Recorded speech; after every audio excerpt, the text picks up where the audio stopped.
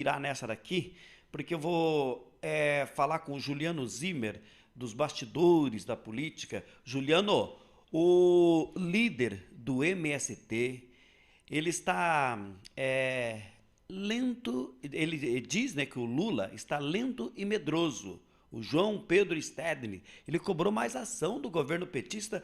O que está acontecendo, Juliano? Os caboclos aí, os esquerdistas, não estão falando a mesma língua? É isso? Bom dia, Juliano. E agora, no programa Café com Bala.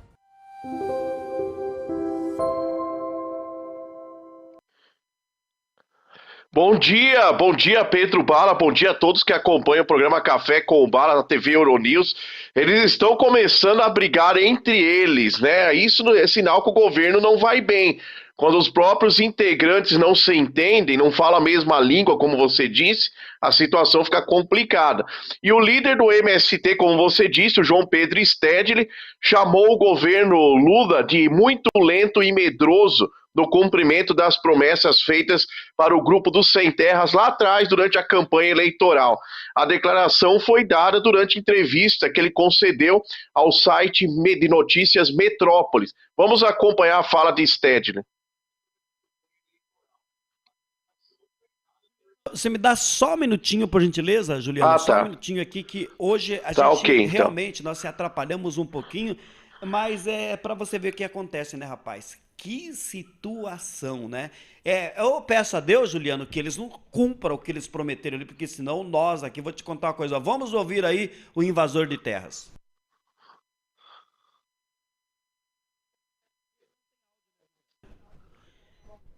Eu acho que é outro vídeo, viu, Pedro? Não é esse aí. Esse aí é o vídeo da.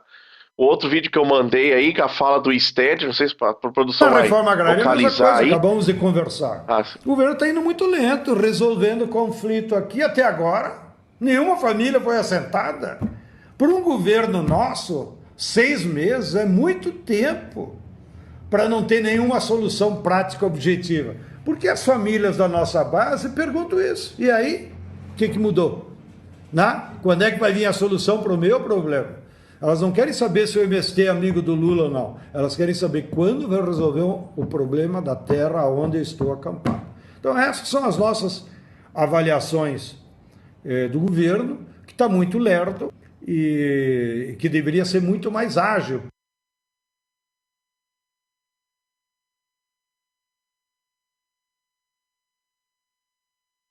Está cobrando aí o governo Lula. Agora é o seguinte, o governo realmente está lento para assentar terras, ele falou bem, mas está rápido para invadir terras e propriedades privadas. Em 6 meses de governo Lula, de janeiro a maio desse ano, pode colocar a outra imagem aí, produção, que eu mandei aí, que mostra os números reais das invasões nesse governo Lula 3, em 6 meses de governo Lula, de janeiro a maio.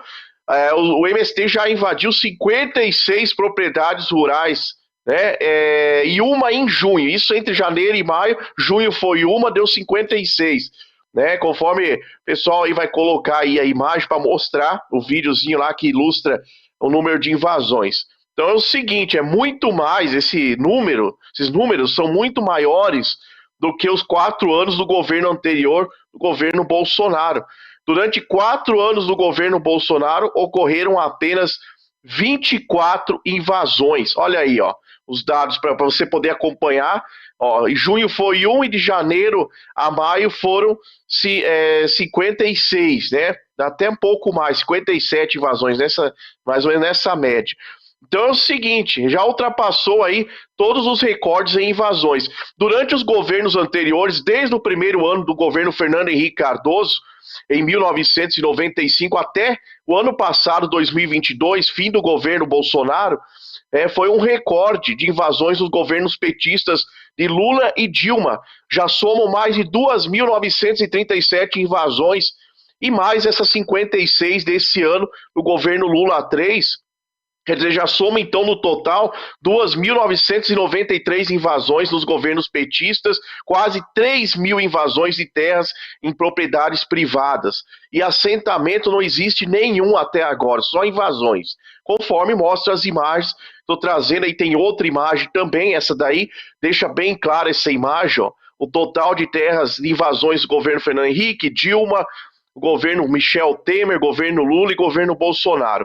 O Lula colocou integrantes do MST no INCRA, demitiu os técnicos que estavam no governo anterior para colocar militantes nesse órgão que deveria assentar famílias. São militantes que invadem terra que estão tomando conta do INCRA. Não são ocupantes, gente, são invasores que vão armados invadir terras.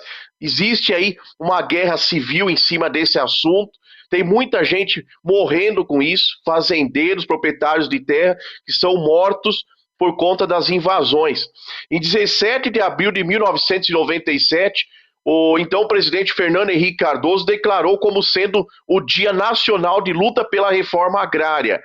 E o MST transformou no Abril Vermelho esse ano, dizendo que era o dia das invasões. Olha só a contradição. Então, quer dizer, esse dia foi criado por Fernando Henrique Cardoso para se lutar pela reforma agrária de uma forma pacífica. Foi quando os sem terras chegaram a Brasília nessa data, cerca de 100 mil pessoas entre petistas e o pessoal do MST, e fizeram uma manifestação violenta e de opressão na Praça dos Três Poderes em Brasília, e o Fernando Henrique estipulou, então, essa data, 17 de abril, como sendo o dia da luta pela reforma agrária. Esse dia foi criado, como eu disse, para debater o assunto, resolver a questão dos assentamentos e um dia de reflexão para a gente poder pensar aí e entender qual é o papel do Brasil com relação à reforma agrária. E eu trago alguns dados também importantes com relação à distribuição de títulos de propriedades para os sem terras nos últimos governos. De março de 2019 a outubro do ano passado, de 2022, o ex-presidente Jair Bolsonaro distribuiu 404 títulos de terra. É um recorde histórico. O que vai contra os 13 anos dos governos petistas, que somados resultaram em 241.850 títulos. Em 2004, Lula distribuiu apenas 18 títulos de terra, legalmente falando. Nos governos de Fernando Henrique Cardoso foram entregues 23.110 títulos. Do governo Michel Temer, que foi apenas de 2 anos e 4 meses, ele foi o presidente tampão, assumiu no lugar da Dilma e ficou pouco tempo no governo. Michel Temer, em relação aos demais governos, foi o que mais distribuiu títulos de terra, 225.390 títulos. Então, os governos anteriores, contando com a volta do PT ao poder nesse ano, foram campeões. Foram campeões, que comparando com o PT, na regularização da situação das pessoas que buscam o direito à propriedade. Os governos anteriores aos governos do PT, deixar bem claro. Quem invade a propriedade dos outros é a esquerda, eles não assentam ninguém. Até ontem o Stedley estava na comitiva presidencial lá na China, que é paga com o nosso dinheiro, o dinheiro dos impostos, fazendo graça com o Lula, se aparecendo para a imprensa. Será que ele não teve a oportunidade nessa viagem longa de reclamar a falta de atenção diretamente ao Lula? Por que só agora ele vem reclamar? Os trabalhadores que pagam impostos não querem que o dinheiro financie crimes, mortes e invasões, Pedro. Então é uma demagogia do Stedley vir falar sobre isso agora, sendo que tem famílias morrendo por conta das invasões que ele comanda em todo o Brasil. É uma hipocrisia sem tamanho, viu, Pedro? Juliano, tem umas situações que eu não consigo entender, viu, Juliano? O discurso deles é perfeito. Eles dizem que quem como é que eles falam? Fascista, homofóbico, intolerantes. Eles sempre vêm com esse discurso, né? Vou falar para você aqui, aproveitar a sua participação aqui comigo e falar do pessoal do MBL, que eu vou falar para você, eu confesso que eu não tenho simpatia pelo grupo, porque o cara, quando votam neutro, quando escolhe ficar na neutralidade, para mim, se acovardam. quando eles percebem uma situação de perigo e fala, é a mesma coisa de ver uma criancinha atravessando uma rua, vai ser atropelado, o cara fala assim, não é comigo, esse problema não é comigo, e deixa ser atropelado. Eles sabiam que a gente poderia ter esse risco da esquerda assumir o nosso país, inclusive aqui virar um comunismo, lavaram as suas mãos, não tenho simpatia com o grupo do MBL, mas, em hipótese alguma, Juliano, eu posso admitir e ficar calado com essa situação que está acontecendo. Produção, por gentileza, mostra para mim aqui a foto do João Bétega, que ele é integrante do MBL, e o João Bétega esteve aqui junto comigo, junto com o Jean Alexandre, tomando café. Ele foi agredido em Santa Catarina por um grupo da esquerda. Estava numa universidade lá de Santa Catarina e um grupo da esquerda partiram com tudo para cima do Bétega, só porque o Bétega ele tem um pensamento contrário ao deles. Ou seja, se eu não pensar igual à esquerda, eu sou agredido, eu sou aí, né?